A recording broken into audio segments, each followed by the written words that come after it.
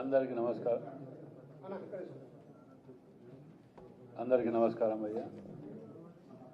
లక్షలాది మంది కష్టార్జితం పేద ప్రజల ఆశతోటి తెచ్చుకున్నటువంటి ప్రభుత్వాన్ని ముగ్గురు నలుగురు వాళ్ళ స్వార్థ రాజకీయాల కోసమో పదవుల కోసమో రోడ్ల మీద పడి వచ్చిరాని ఆరోపణలు చేసుకుంటా నిరాధారమైన ఆరోపణలు చేసుకుంటూ ముఖ్యమంత్రి గారిని టార్గెట్ చేసుకుంటూ ప్రతిపక్షాలకు అస్త్రాలు అందించే విధంగా వ్యవహరించడం అది మంచి పద్ధతి కాదు.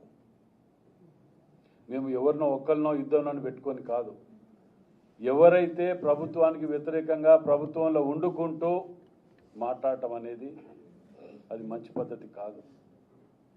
మీ అభిప్రాయాలు ఉంటే వచ్చి చెప్పుకోండి. ఏఐసిసి ఉన్నది, పిసిసి ఉన్నది, అన్ని దిక్కులో చెప్పుకొని ఇది చేయాలి. కానీ ఈ విధంగా పోతూ ఉంటే చేసిన కష్టము ఇంతమంది త్యాగాలు మీరు వృధా చేసుకుంటూ పోతా అంటే ఇక్కడ కూర్చొని ఊరుకునేది ఎక్కడ సమస్య లేదు అందులో. దాంతోపాటే ఇవాళ మేము పార్టీ క్రమశిక్షణ కానివ్వండి, అధిష్టానాన్ని కానివ్వండి, మేము కోరేది ఒకటే, నిర్ణయాలన్నిటి కఠినంగా తీసుకోవాలి. ఎట్టి పరిస్థితుల్లో ఎంతటి వారైనా ఎవరైనా వాటికి ఈ వేదిక మీద కూర్చున్న దాంట్లో ఎస్సీలు, బీసీలు, ఓసీలు అందరం ఉన్నాం. కాంగ్రెస్ పార్టీ అంటే సెక్యులర్ పార్టీ. ఓ కులాన్నో మతాన్నో అడ్డం పెట్టుకొని మేము ఏం చేసినా నడుస్తుంది అనుకుంటే అది పొరపాటు.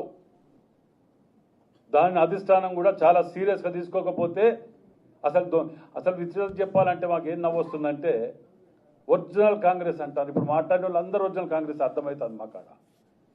మాలాంటి వాళ్ళు మేమేం చెప్పుకోవాలి? వాళ్ళు మాట్లాడేది ఏం మాట్లాడుతున్నారు? పార్టీ మారలేదనా, లేకపోతే వాళ్ళు తిరిగి 4 పార్టీలు తిరిగి వచ్చే వాళ్ళే మాట్లాడుతున్నారు. ఇవాళ నీకు అంత కష్టం అనిపిస్తుంది ఏమంటే మేము మాట్లాడాలి. మేము అడిగేది ఏది ఉంటే మేము అధిష్టానం దగ్గర పోయి మాట్లాడుతుంటాం.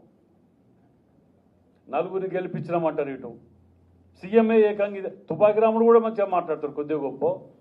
సీఎంనే మేము చేసినాం, పీసీసీనే మేము చేసినాం. ఏంటి నువ్వు చేసింది? 12 నియోజకవర్గాలలో వరంగల్ జిల్లాలో 11 మెజార్టీ వచ్చింది పార్లమెంట్లో.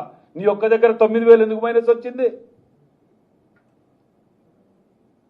మాకేం తెలియదు, మాకు సంబంధం లేదు అంటారు పద్ధత.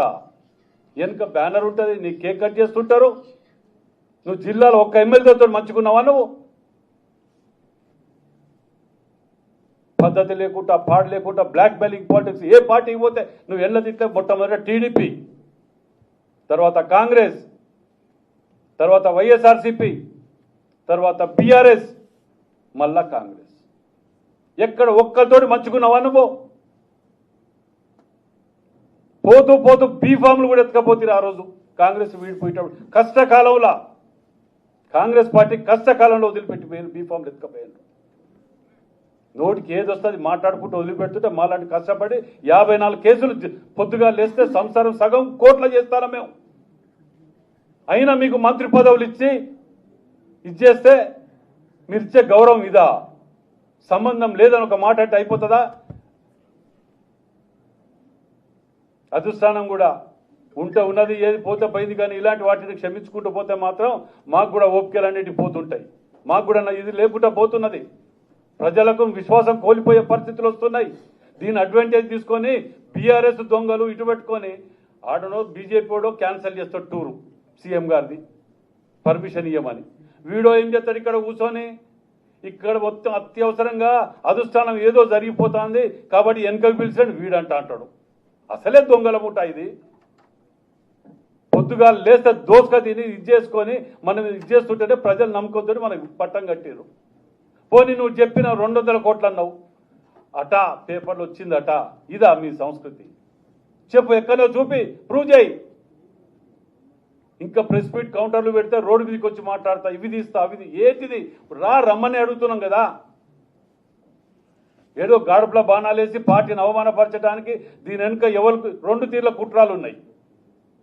ఒకటి బీజేపీయో బీఆర్ఎస్ ఇంకెవరో పార్టీ ఉంటుంది దీని వెనుక. లేదంటవా వితిన్ల పార్టీలనే కొన్ని గుంటనక్కలనే 1-2 ఆ గుంటనక్కలు ఎన్నుకుంటే దుకాణం నడిపించాలి. మీ యొక్క స్వార్థ రాజకీయాల గురించి మాలాంటి వాళ్ళని బదనాం చేసి ఇట్లా అవమానపరుచుకుంటూ రక్తం దాగుతా కాంగ్రెస్ కార్యకర్తలది మీ ఎక్కడ పోయినా పర్లే, మా పదవులు ముఖ్యం అనుకుంటే మాత్రం దయచేసి పార్టీలకు వెళ్ళి బహిష్కరించక ముందుకే వెళ్ళిపోండి.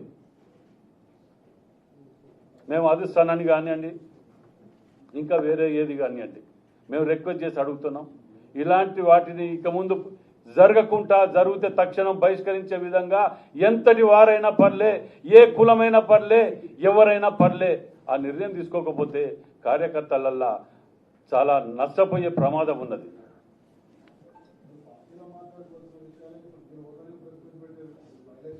ఇది మేము మాట్లాడే దేనికి అధిష్టానాన్ని కూడా చెప్తున్నాం. మేము దీని మీద ఆల్రెడీ చెప్తున్నా వాటికి కూడా. ఎందుకంటే ఇదివరకు 3 సార్లు పీసీసీకి పోయి ఇచ్చినాం కదా, మీరు చూడలేదా? మీ అందరి సమక్షంలో ఇచ్చినాం కదా. పెద్ద మనసుతోటి క్షమించి వదిలిపెట్టిన 1, 2 అని 100 ఉంటే ఇచ్చేయటానికి ఇంకెన్నిసార్లు క్షమించాలి? ప్రతి మాటకి ఇదేనా? దానికి లిమిట్ ఉంటుంది, పద్ధతి ఉంటుంది. అది కూడా చెప్పిన అప్పుడు కూడా మేము స్పందించడం. మేము మీరు